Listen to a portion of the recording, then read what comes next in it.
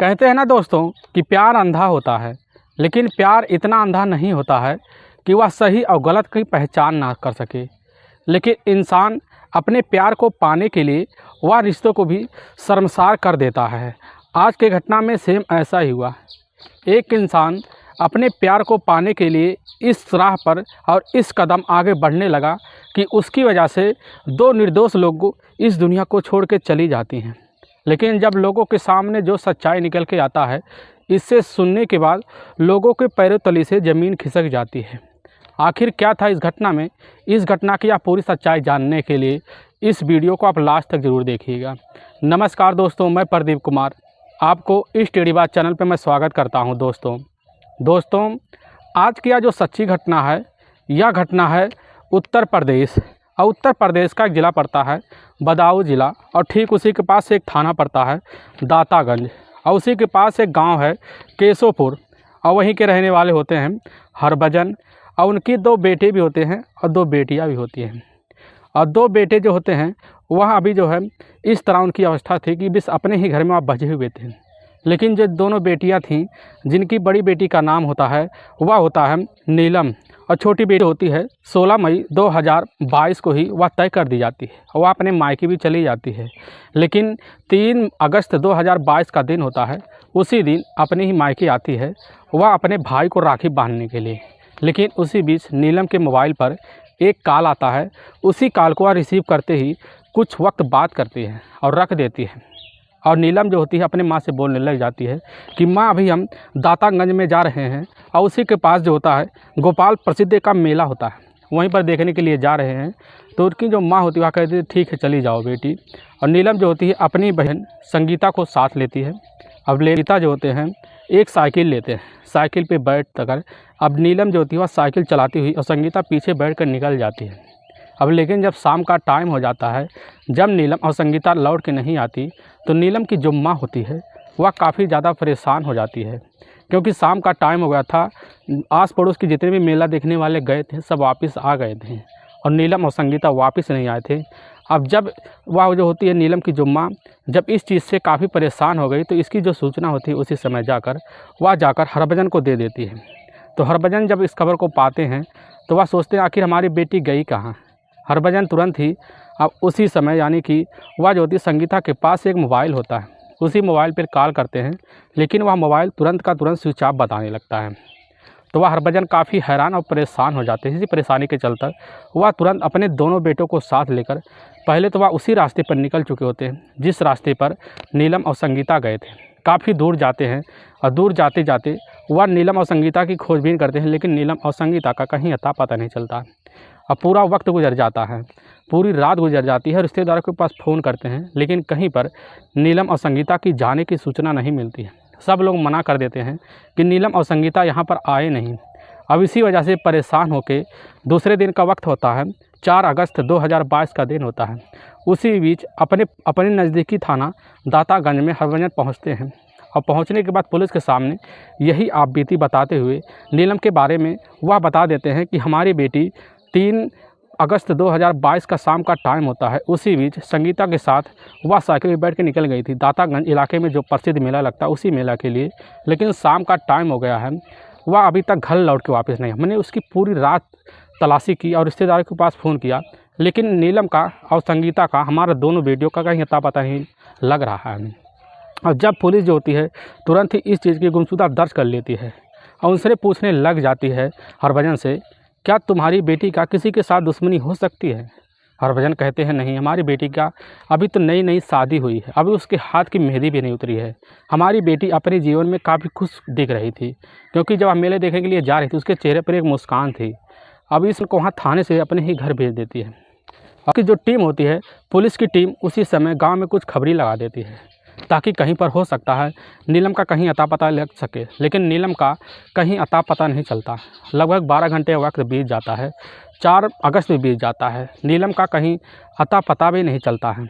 और इसी तरह से ना अता पता चलने की वजह से वहाँ के जो थाना प्रभारी के सब इंस्पेक्टर होते हैं वह काफ़ी जो है इतने कड़े शासन लगा देते हैं कि इनकी वजह से तलाशी करते करते लगभग पूरी रात वहाँ नहीं सोते हैं। और सुबह का टाइम हो जाता है। सुबह के टाइम में उनके दिमाग में एक ख्याल आता है, क्यों ना मोबाइल नंबर है वो एक बार उसको लिया जाए, उसको तलाशी किया जाए, पूरा खंगाला जाए। अब पुलिस उसी समय नीलम का उनके घर जाकर हरभजन से नीलम का मोबाइल नंबर लेती है। लेने के बाद नीलम के मोबाइल नंबर का पूरा कॉल डिटेल निकालती है और उसका लोकेशन भी निकाल लेती है। जब पूरा कॉल डिटेल निकालती है तो पता चलता है नीलम का जो पति है बाबू राम वह लास्ट कॉल पे बात करने वाला वही होता है। लगभग 4 से 5 मिनट बात हुआ था। असल में बाबू राम जो होता है, बाबू राम बरेली के ही बिसानगंज एक थाना पड़ता है, उसी के पास एक गांव पड़ता है भौगा पारा, वहीं क्या रहने वाला होता है। और वहीं जो होता है नीलम का ससुराल भी होता है। अब पुलिस जैसे ही उसी समय यह खबर पाती है कि लास्ट जो बात हुआ वह बात हुआ है बाबू राम से, पुलिस जाती उसी भौगापुर में ही वह उस समय बाबू राम की तलाशी करने के लिए। और लेकिन जब पुलिस पहुंचती है पता चलता है बाबू राम अपने ही घर से फरार है। पुलिस को पूरा उसी के ऊपर शंका हो गया कि बाबू राम ने ही वह नीलम का कुछ ना कुछ गायब करने में उसी का हाथ है। अब पुलिस उसी तरह बाबू राम का तलाशी भी करना शुरू कर देती है। 2 से 3 दिन बीत जाते हैं लेकिन बाबू राम का कहीं अता पता नहीं चलता है। तभी एक वक्त ऐसा आ जाता है कि 9 अगस्त 2022 का दिन होता है। उसी समय बाबू राम का जो मोबाइल है वह उसी समय ऑफ हो जाता है और पुलिस लोकेशन के तहत पकड़ भी लेती है कि उसका जो लास्ट लोकेशन इस समय दिखा रहा है घोला घाट का एक पुल होता है, वहीं का लोकेशन दिखा रहा होता है।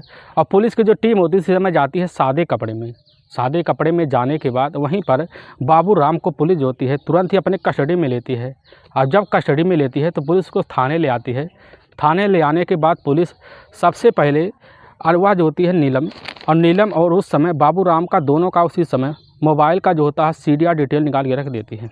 अब जब पुलिस सामने रखती है तो उसी समय बाबू राम के चेहरे से जो होता है उस समय पूरी मुस्कान गायब हो जाती है। हाव भाव पूरी तरह से दिख रहे थे कि अब बाबू राम जो होता है इसी ने सब किया है। अब पुलिस के सामने एक बार तो वह धिरकता है, एक बार फिसल भी जाता है, लेकिन उसकी जुबान जो होती है लड़खड़ाने लगती है। इसी बिना पर पुलिस उसके जुबान को पकड़ लेती है। अब जब पुलिस उससे जो है काफ़ी कड़ाई के साथ पूछताछ शुरू कर देती है तो बाबू राम जो होता है पुलिस के सामने टूट जाता है। बाबू राम जो पुलिस के सामने जो सच्चाई रखता है, इससे सुनने के बाद पुलिस के तो पहले एक तो कलेजा सा हिल जाता है। असल में बाबू राम जो होता है यह रहने वाला उत्तर प्रदेश का ज़िला पड़ता है बरेली, और उसी के पास एक थाना पड़ता है बिसरतगंज थाना, और वहीं पर एक गांव पड़ता है भौगापुर, और वहीं का रहने वाला होता है यह होता है बाबू राम, जिसके पिता का नाम होता है खंजन लाल जो होते हैं एक किसान थे। उनके लगभग 7 बीघा खेती था, और वह जो होते हैं इनकी खेती जो होती है वह हरभजन के खेत के बगल ही होती है।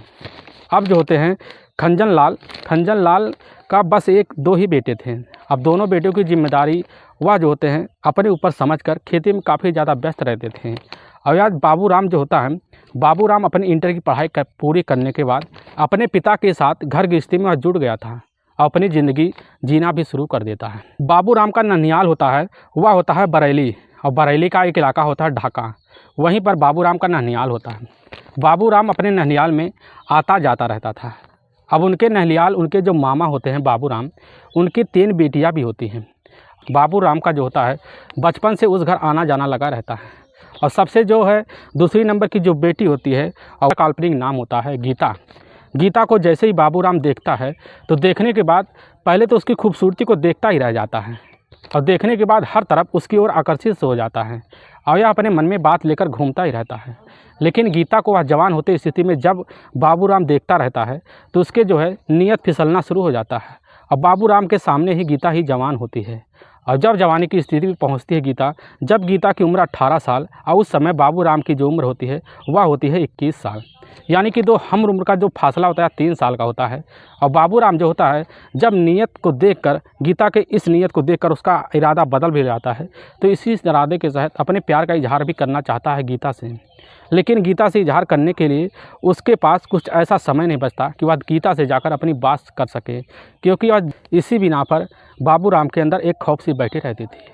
लेकिन एक दिन ऐसा आ जाता है कि बाबू राम हर दिन फिराक में गीता के पड़ा रहता था, और गीता उसके इरादों को देखकर भांप भी गई थी, और इसीलिए गीता जो होती है बाबू राम को भाव देना भी शुरू कर देती है। इसी घर में रहने की वजह से, अपने मामा के पास रहने की वजह से आस पड़ोस के जो लोग होते हैं इन दोनों को भाई और बहन भी समझते थे। इसी वजह से इन दोनों को कोई नहीं उस घर में आने से रोकता था। बाबू राम जब मौका मिलता, जब समय मिलता तो अपने मामा के पास आ जाता है। आ जाने के बाद वहीं अपने ही घर में कुछ वक्त अपने मामा के पास बिताता था। दोनों का इतना करीबी रिश्ता हो गया गीता और बाबू राम का कि ये दोनों एक दिन ऐसा समय आ गया कि जगह देखते हैं, उसी सुन जगह पर वह बाबू राम जो होता है गीता के सामने शादी का प्रपोज रख देता है और उससे कहने लग जाता है कि हम तुमसे शादी करना चाहते हैं और तुम्हारे साथ हम रिश्ता बनाना चाहते हैं और इस रिश्ते के साथ अपनी ज़िंदगी बिताना चाहते हैं। गीता जो होती है उसी समय कह देती है, ठीक, हम तुम्हें सोच के दूसरे दिन बताएंगे। लेकिन जब जैसे रात का टाइम होता है, गीता अपने ही घर में करवटें बदलते बदलते बाबू राम के ख्यालों में खोई रहती है। सुबह का इंतज़ार करती है। सुबह का जैसे टाइम होता है तो एकाएक जो होता है बाबू राम उसके सामने आ धमकता है। अब उसी समय बाबू राम जो होता है गीता के सामने जैसे ही कहता है तो गीता जो होती है वह कहने लग जाती है, तुम्हारे मन में जो है तुम वही करो। अब वह तुरंत ही इसकी मन की बात को भांप लेता है बाबू राम। बाबू राम जो होता है गीता के जो है हाथ को पकड़ लेता, हाथ को पकड़ के सहलाने लगता है। लेकिन गीता जो होती है वह कहने लग जाती है कि इस रिश्ते को तुम यहीं पर तरमतार करोगे तो अगर कोई देख लेगा तो हमें क्या कहेगा। और उसी समय जो होता है दोनों अलग हो जाते हैं। अलग होने के बाद बातें करते हैं, मीठी मीठी बातें करते हैं और एकांत की तलाशी करते हैं। एकांत की तलाशी करते करते इनका वक्त बीतने लगता है। कुछ दिन बाद जो होता है जैसे ही घर में कोई नहीं रहता, ना इनके मामा रहते ना इनकी मामी रहती हैं और जो बहनें होती हैं दोनों वो भी नहीं रहते हैं। अब एकांत जगह देखकर उसी घर में दोनों मर्यादा का भाई बहन का जो रिश्ता होता है वहीं पर तार तार कर देते हैं और घर में संबंध बना देते हैं। संबंध का सिलसिला जो होता है इनका आए दिन चलता रहता है और इनका सिलसिला ऐसे चलता रहता है कि इनके घर में किसी को नहीं पता होता है। लेकिन कहते हैं एक दिन किसी ना किसी को भनक तो लगनी होती है, ऐसा ही रिश्ता होता है। इसी रिश्ते के जब इन्होंने मर्यादा का उल्लंघन किया तो इसी तहत पड़ोसी वाले जो होते हैं, पड़ोसी वालों को शंका तो ज़रूर होने लगा। अब इसी शंका के बिना पर वह जो होता है गीता और बाबू राम के ऊपर काफ़ी ज़्यादा निगरानी रखना शुरू कर देते हैं। और लेकिन जब पड़ोसी की नज़र में वह पड़ जाते हैं तो इसकी जो सूचना होती है उसी समय यानी कि गीता के जो पिता होते हैं उनके कानों में पहुँच जाता है। और पिता होने के नाते अपनी बेटी को वह काफ़ी उसी समय धमकाते भी है, उसके साथ जो है काफ़ी कड़ाई के साथ पेश आते हैं। अब तुरंत ही इस चीज़ की जो सूचना होती है उसी समय जाकर वह जो होते हैं वह गीता के जो पिता होते हैं असल में बाबू राम के जो पिता होते हैं वह लगते हैं उनके ही, अगर देखा तो जीजा लगते हैं। तो उनसे जाकर यानी कि ये दोनों आपस में बात करते हैं। उसी समय बाबू राम को भी समझा देते हैं। बाबू राम जो होता है समझ तो जाता है, भी बनाते हैं, लेकिन ये दोनों रिश्तों को नहीं सहन पा रहे हैं। इसी वजह से जब ये मौका देखते हैं तो तलाश भी करने के लिए ये दोनों आपस में एक हो जाते हैं। जब मौका पाते हैं तो इनकी दूरी में एकता बन जाती है। लेकिन जब लगने लगा, राम के जब पिता होते हैं खंजन लाल को जब यह पता लग गया कि हमारा बेटा अभी तक नहीं सुधरा, अब इसी वजह से तुरंत ही खंजन लाल बाबू राम की शादी करने के लिए लड़की की तलाशी करना शुरू कर देते हैं। इसके द्वारा यह पता लगता है कि बदाऊं के ही पास एक इलाका पड़ता है केशवपुर, और वहीं के रहने वाले से बड़ी बेटी है नीलम, जिसकी उम्र है 19 साल। और उसी समय जब इस चीज़ की खबर जो होता है बाबू राम के पिता के कानों पर पहुंचती है, तुरंत ही रिश्ते की वह इस समय हामी भर लेते हैं। अब नीलम के पिता की मजबूरी सी बन गई थी, क्योंकि पिता होते हैं हरभजन जब इस बात को सुनते काफ़ी खुश हो जाते हैं, क्योंकि वह उस समय अपनी बेटी की रिश्ते की तलाशी भी कर रहे थे। हरभजन जो है अपनी बेटी की रिश्ते की शादी के लिए वह उसी समय बाबू राम के पिता के पास जाते हैं। वहीं पर जो होता है वह जाकर 16 मई 2022 का दिन रख देते हैं। अब वह जो होता है नीलम और वह जाकर बाबू राम के साथ शादी कर दी जाती है। दोनों को काफ़ी अच्छे से वहाँ पर शादी भी हो जाती है। नीलम अपने ससुराल चली जाती है। लेकिन नीलम जो होती है बाबू राम के हाव भाव को देखकर वह समझ नहीं पाती है कि बाबू राम का आखिर में इरादा क्या है। बाबू राम जो होता है वह हर कदम गीता के आशिकी में खोया रहता था, वह नीलम के ऊपर ध्यान नहीं देता था। और इसी की वजह से नीलम के कम से कम 1 महीना बीत गया, लेकिन काफ़ी जो है उसके साथ प्यार से नहीं पेश आता था। नीलम जो है उसके हाव भाव को नहीं समझ पाता और छोटी छोटी बातों को लेकर बाबू राम नीलम के ऊपर हाथ भी उठा देता था। नीलम नहीं समझ पाती कि आखिर बाबू राम का इरादा क्या है। अब इसी वजह से लगभग 2 से 3 महीने का वक्त बीत जाता है। लगभग 2.5 महीने का वक्त बीतने के बाद बाबू राम के पास गीता जो है आ धमकती है। उससे कहने लग जाती है, तुमने हमारे साथ जीने मरने का वादा किया था, शादी का वादा किया था, तुम्हारी ये कस्में कहाँ गईं? तो बाबू राम कहने लग जाता है कि हमारी सभी कस्में पूरे होंगे, बस तुम कुछ दिन रुक जाओ और सब्र करो, हम इस रिश्ते को तोड़ देंगे जल्द से जल्द। अब लेकिन जो होती है आए दिन वह गीता बाबू राम के पीछे पड़ी रहती है, हर रोज़ पीछे पड़ी रहती है। अब इसी से तंग आ वह इसी तंगी की वजह से अपनी पत्नी बाबू राम जो होता है अपनी ही पत्नी नीलम के साथ काफ़ी मार पिटाई कर देता है। इसी मार पिटाई के चलतन वह जो होती है वह नीलम जो होती है 1 अगस्त 2022 का दिन होता है, उसी समय में मायके चली जाती है। लेकिन उसके मायके में जो होता है राखी का त्यौहार भी आ जाता है। राखी का त्यौहार जो पड़ता है 10 अगस्त 2022 के पड़ता है, लेकिन पहले ही आ जाती है। तो इसी बीच 3 अगस्त 2022 का दिन होता है। 3 अगस्त 2022 का दिन होता है। बाबूराम जो होता है अपने घर पे बैठा हुआ एक प्लान बनाता है। प्लान के तहत वह जो होता है उसी प्लान के तहत दातागंज में जाता है और वहीं पर नीलम को कॉल करता बोल देता है कि तुम इसी समय इसी वक्त हम दातागंज में खड़े हैं, वहीं पर आ जाओ और वहीं से हम जो है गोपाल सिद्ध के मेले में चलेंगे देखने के लिए। नीलम जो होती है वह तो पहले उसके प्यार के लिए एकदम बेचैन थी। इसी वजह से जैसे फ़ोन वह मिलाता है तो नीलम एक बार तो नहीं समझ पाती, लेकिन जब 2-3 बार फ़ोन मिलाता है तो वह समझ जाती है कि हमें समझ जाती है कि वह तो हमें कहीं घुमाना चाहता है। अब नीलम तुरंत ही इस बात को अपनी माँ से बताती है। वह कहती है हम मेला देखने के लिए दातागंज जा रहे हैं और कुछ देर बाद वापस आ जाएंगे। अब उसी समय संगीता को अपने साथ वह साइकिल में बैठाती है और बैठाते हुए ले जाती है। साइकिल से उसी समय दोनों निकल गए होते हैं। निकलने के बाद रास्ते में वह खड़ा होता है बाबूराम। बाबूराम वह जो होता है ससुराल से पाया हुआ बाइक लेकर खड़ा होता है और वहीं पर पहुंचती है, दोनों बहनें पहुंचती हैं। तो पहुंचने के बाद कुछ बातें करते हैं, तो हंसी मजाक भी करते हैं। करने के बाद वह जो होती है नीलम और संगीता दोनों उसी समय उसके बाइक पे बैठ जाते हैं।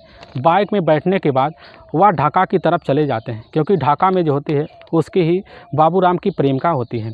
वहीं पर जाते हैं उसी गांव में और जाने के बाद वह जो होता है उस समय इन दोनों से इतनी मीठी मीठी बातें रास्ते में करता हुआ चला जाता है कि इन दोनों मदमस्त हो जाते हैं। इसके बीच रास्ते में जैसे ही उस ढाका गाँव में पहुँचते हैं तो वहाँ पर गीता के जो पिता थे उनके खेत होता है, उसी गन्ने के खेत पे जाते हैं। लेकिन एकाएक महिला फुसलाकर वह नीलम को उसी खेत में ले जाता है। ले जाने के बाद पीछे से उसका ही दुपट्टा खींचकर उसकी हत्या कर देता है। और बाहर खड़ी होती है संगीता से जाके बोल देती है कि तुम्हारी बहन ठोकर लगने की वजह से गिर गई है, एक बार उसके पास चलो। अब संगीता जैसे ही वह जाने लगती है पीछे से ही अब जो होता है बाबूराम उसका ही गला वहीं पर दबा देता है। दोनों की ऊपर मौत हो जाती है। होने के बाद वह सोचता अब तो हम बच गए, इस चीज़ की शिकायत कोई नहीं कर सकता। और उसी समय जो होता है बाबूराम आराम से अपने ही घर चलाता है। लेकिन पुलिस के हाथ जैसे यह लगता है बाबूराम, और पुलिस के सामने जो सच्चाई निकल के तो आती है और जो सच्चाई यह बताता है, इसे सुनने के बाद पुलिस तो हैरान हो जाती है। लेकिन पुलिस की जो टीम उसी समय ढाका में जाती है वह उसी समय जो और वहाँ पर जो होती है गीता के खेत में ही, गन्ने के खेत में ही 2 डेड बॉडी उसी समय पुलिस पाती है और साथ में खड़ा होता है बाबूराम। और उस समय जब बॉडी होता दोनों एक कंकाल की अवस्था में आ चुकी थी। पुलिस उन कंकाल को अपने कब्जे में लेती है, लेने के बाद डीएनए टेस्ट के लिए भेज देती है और उस डीएनए टेस्ट को जो होता है वह हरभजन के बॉडी से मैच करवाती है। पता लगता है बॉडी जो दोनों जो है या नीलम और या होती है संगीता का है। और पुलिस इसी की बिना पर अब जो होता है बाबूराम को वहाँ के ही कोर्ट में पेश करती है। कोर्ट में पेश करने के बाद बाबूराम को ले जाकर लंबी चार्जशीट लगा दी, इसके बाद जेल में डाल देती है। दोस्तों, इस घटना का सुनाने का उद्देश्य हमें किसी को परेशान करना नहीं है, ना ही किसी को दिल को ठेस पहुंचाना है। बस आपको यह बताना है कि आप जहां भी रहें आप सावधान और सतर्क जरूर रहें। दोस्तों, अगर आपको वीडियो पसंद आ रहा है तो इस वीडियो को आप ज़्यादा से ज़्यादा शेयर और सब्सक्राइब जरूर करें, जिससे हम आपके बहुत आभारी रहेंगे। फिर मिलेंगे नेक्स्ट वीडियो लेकर, तब तक के लिए जय हिंद, जय भारत।